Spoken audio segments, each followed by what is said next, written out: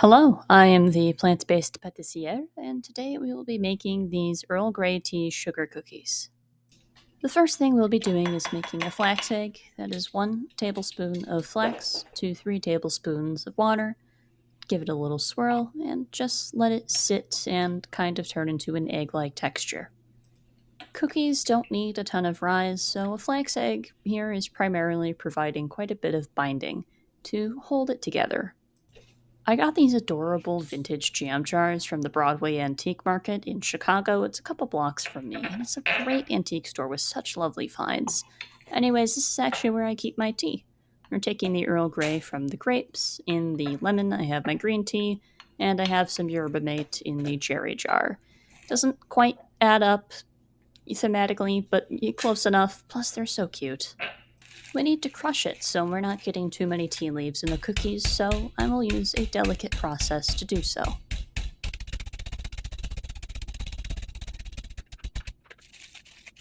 If you have a coffee or a spice grinder, that will work too. I did not, obviously. A very wise individual once told me, if it's stupid and it works, it is not stupid.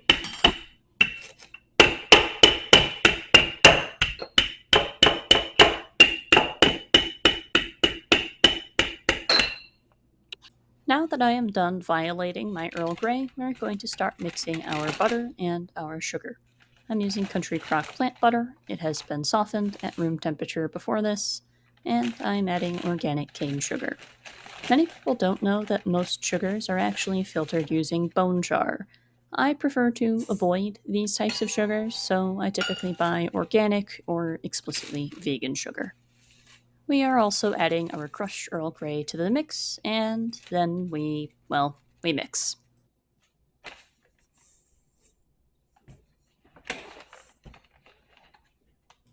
You may notice my butter is sticking to the beaters quite heavily. That's because although I did soften it, it wasn't for exactly long enough, and it's still a little colder than I would typically prefer. This is not a huge deal, thankfully, and it does gradually start getting more to the temperature I want as I mix it.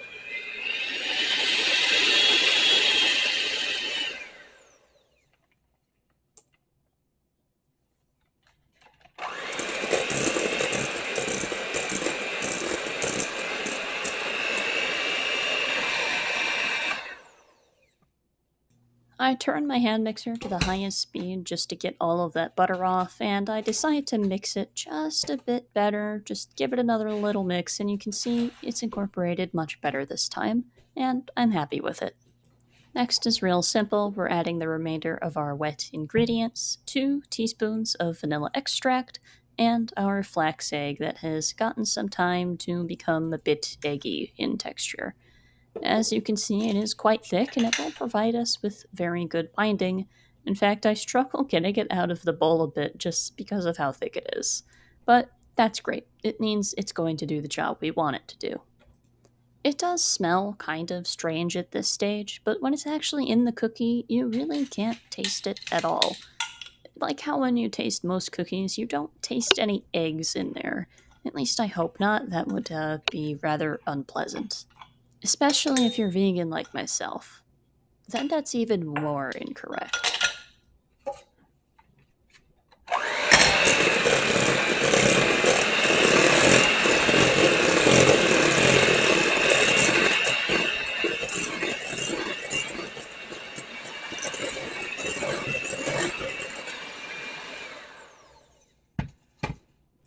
And now it's time to add our dry ingredients: a cup of flour, and some baking soda and baking powder. These are not interchangeable, though they are often used together.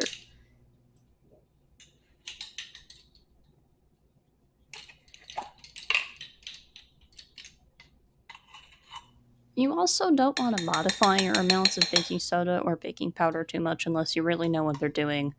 Even reading teaspoon incorrectly as tablespoon will get you a very nasty chemical taste. I've done it before on accident. Just very, very carefully read your recipes. If you've spotted a black and white kitty walking around in the background, that is Focaccia. She's about a 5-year-old domestic shorthair that I recently adopted, and she's lovely. I have another cat. He's a brown tabby named Rexy, and he typically just kind of sleeps while I'm cooking. Focaccia quite likes to watch me bake, so her name in that way is rather fitting. It was the name she came with, and I just couldn't change it. I'm a baker, she's a baked good. It was too perfect. Our dough is made, but it's a bit sticky, so it's gonna go in the refrigerator for 30 minutes.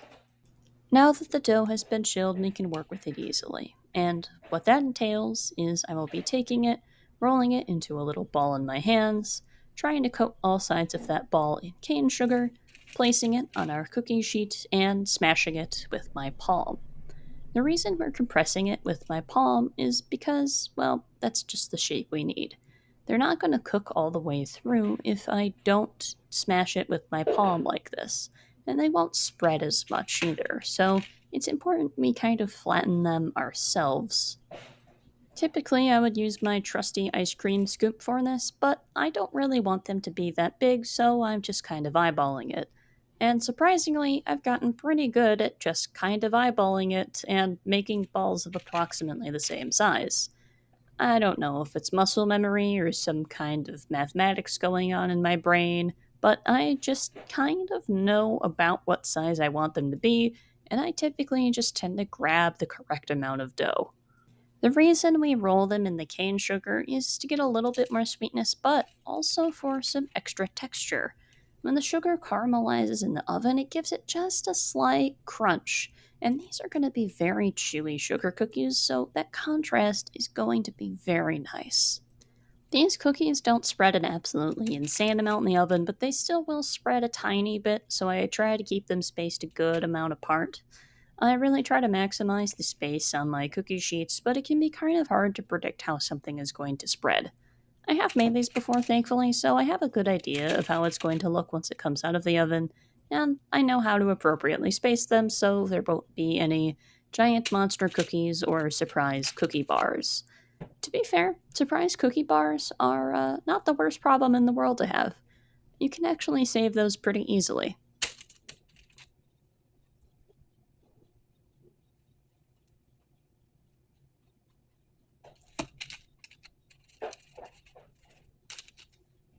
Now that we're done, these are going in the oven for about 10 minutes.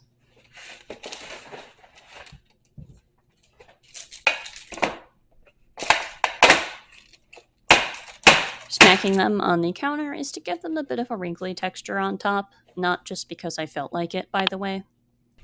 I forgot to film myself making the glaze that we will be using to glaze these, but I believe it was half a cup of powdered sugar, 1 tablespoon of soy milk, any other plant based milk will be fine, that's just what I happen to have in my kitchen, and 1 teaspoon of vanilla extract for more vanilla flavor. As you can see, we're not just glazing the top of them regularly, we're just doing this little zigzaggy stripe pattern. I think it looks cool, and I find it a lot easier to do. I also save the parchment paper from the oven to glaze it on because otherwise I will have a huge mess on my counter, whether I do it on a cooling rack or some other surface. There will be glaze everywhere. With the parchment paper, it stays contained in the parchment paper, and I just crumple it up and throw it away because, well, I'm not going to be using that parchment paper again, so it works out all right. By the way, that was Rexy that just walked by. That's pretty rare. And that is how I make one of my favorite recipes, my Earl Grey sugar cookies, 100% vegan. I hope you have a wonderful day, and I hope you maybe decide to try this recipe out too.